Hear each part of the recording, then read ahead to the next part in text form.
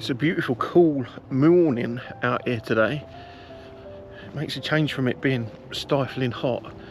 I just got out the car and it says it's about 12 degrees, so that's rather pleasant. But loads of blue skies, no one around, beautiful location. Yeah, this is nice, this is nice. This might make me relax a bit.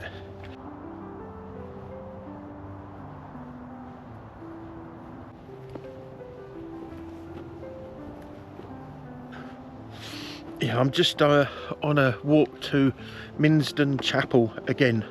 It's probably about my 100th time doing this walk, but it's nice and close to Stevenage. I knew it would be quiet, and it's a beautiful location, so yeah, this will do just nice.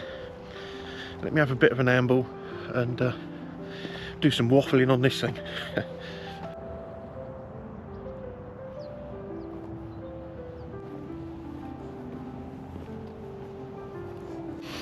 You know, in hindsight, when I was doing all of that weight loss stuff, weighing myself once a week, logging everything, I really wish that I was doing my blood pressure back then as well, just to see whether where I was, what the levels was.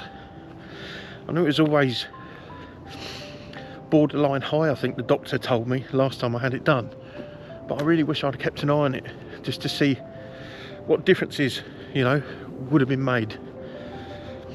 Because I'm bloody sure now I've put a lot of the weight back on, and I really believe that's contributed to why the blood pressure has gone up so high again. It has to be.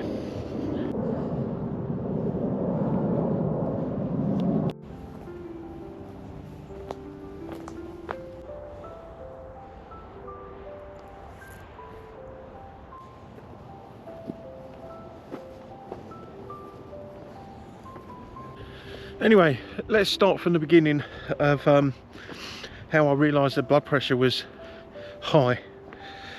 I was just going about my business, normal day, plodding around, and I just felt off. You know, wrong, a bit headachy. I don't know, just a bit, almost, I suppose you could call it, feeling like dehydrated as well. It was that sort of feeling. So just out of sheer curiosity, I took my blood pressure, and that was where it began. The first reading that I took when I was feeling rough was 180 something over 100 and 106, something like that. And that's when I got on straight onto the doctors. But I didn't go see them. It was a bloody telephone appointment.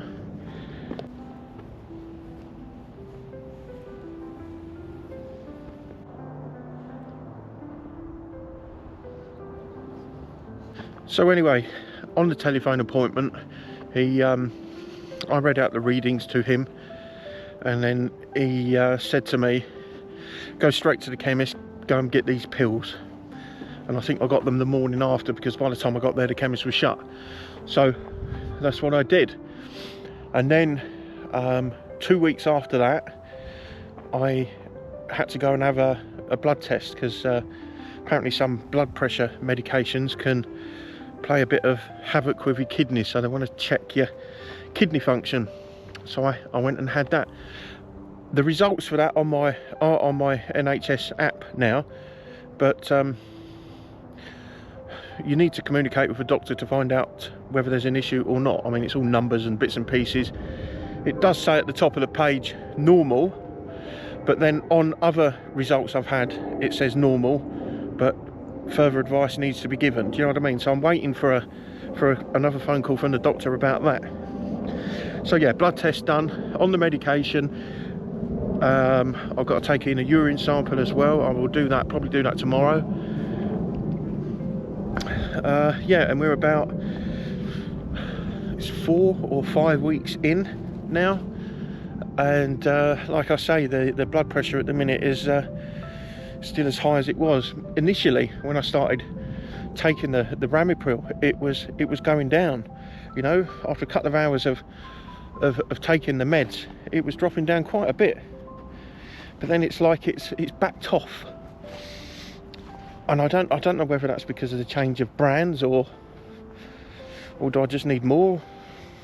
Some people have just said it takes quite a bit of time for your body to adjust, you know. So I really don't know what's going on.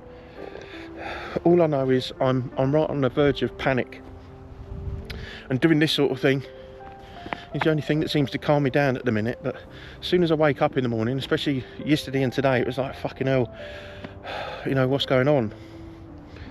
And obviously you make yourself more anxious by taking your readings. I did try and lay there for a bit, have a drink and calm down and then take it, but I don't know, it still weren't working.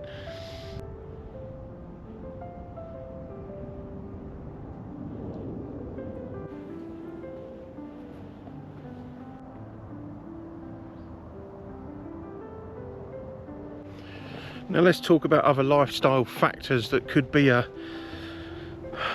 reason why the blood pressure's going up. First one, the most obvious one, is food.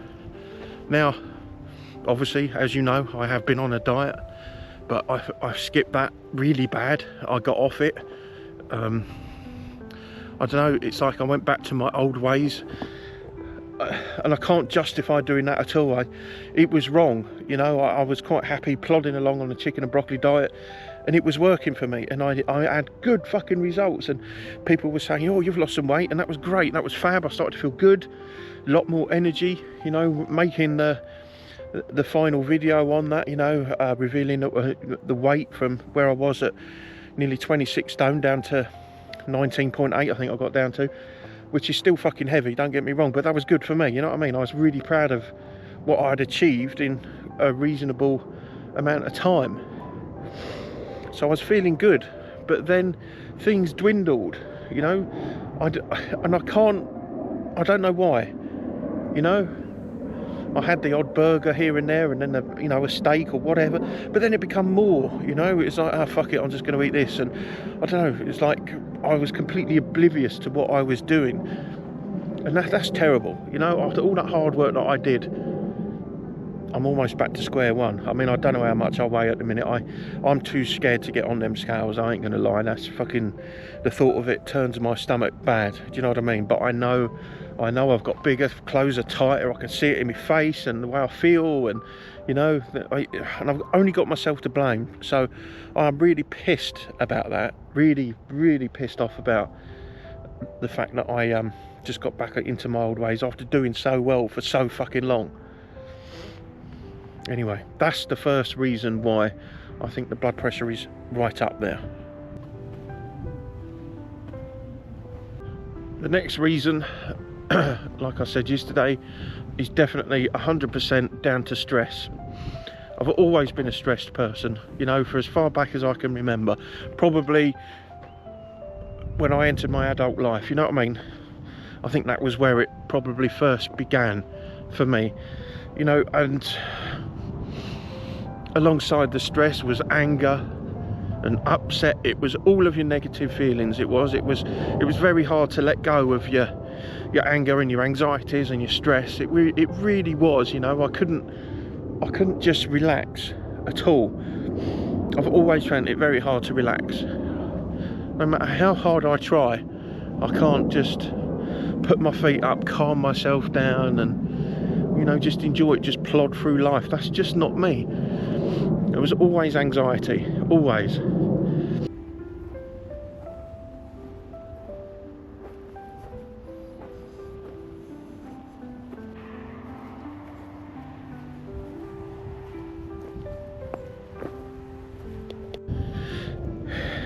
So yeah, leaving school, got into work relatively straight away. Done a couple of jobs before I ended up in the career that I'm at now, but other than that, I worked right through my adult life, from leaving school right up to where I am now, nearly 51 years old. So never had any real, you know, unemployment time, so none of that had to worry me.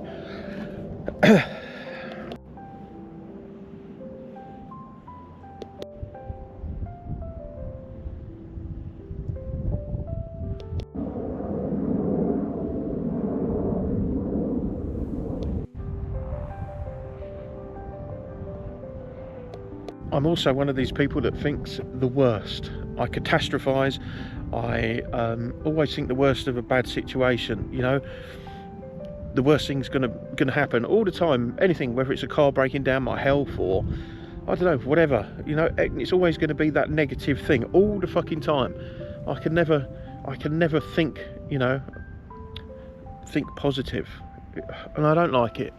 I know it's wrong, and I know I've been told by many people, including my wife, I shouldn't do it, but it's not that easy. You can't just let go. You can't just start thinking positive, you know, after being a certain way all of your life. It just is what it is. But of course, all of that definitely adds to your stress levels, you know. It really does. I always think the worst. Sleeping in the van, right?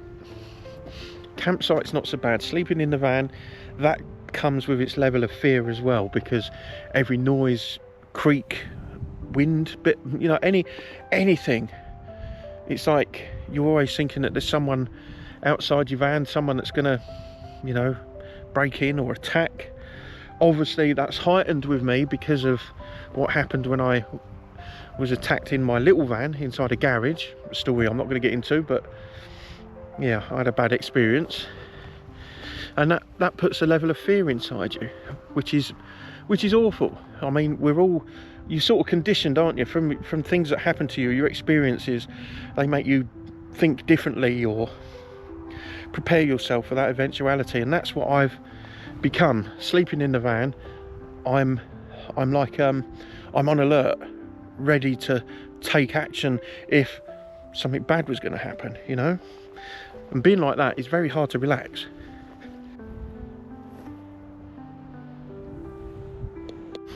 Do you know, I think I could rabbit on for hours about stress, about what causes it, so I think I'm going to leave that here, because obviously I'm a highly strung person.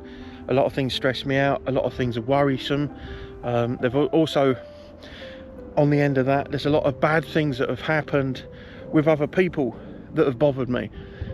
The loss of my family, you know, that as in losing my mum and my stepdad and the mother of my children, and all of that has happened, and that's definitely had such a detrimental effect on me that I struggle with to this very day, and I'm sure many people can understand where I'm coming from with that. But yeah, there's many self-help books out there, and you can listen to affirmations and guides, and there's therapists, and there's a million different fucking odds and sods out there that say that they can help you. But in my experience with these people and these self-help guides and things, they've come with no success. Would I do it again? Probably. I'd probably do something like that again, whether it be therapy or something a little bit more involved, something, I don't know. I don't think anything's guaranteed to work for everybody, is it? I mean, it's different for everybody. Everybody's unique. So therapy and self-help might not be everybody's cup of tea, but maybe I need to revisit it. Maybe I need to go again, maybe get back on track with this diet thing and lower the blood pressure, and then maybe I should have a little bit of help mentally, you know. Maybe that time has come again.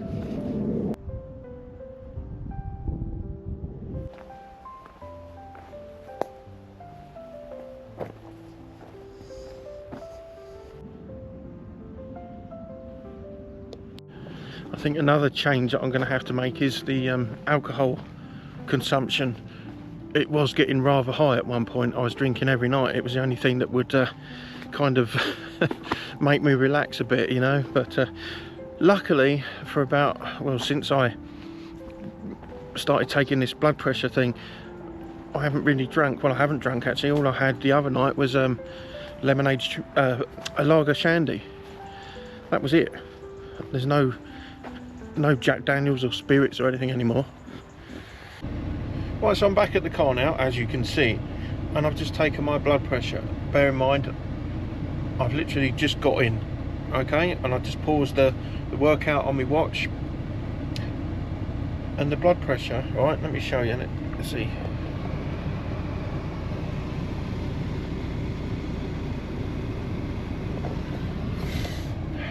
How can that be? How can that go like that? 159/91. Okay, it's still high, but it's quite substantially lower than what it was before I went on this walk. Isn't that strange?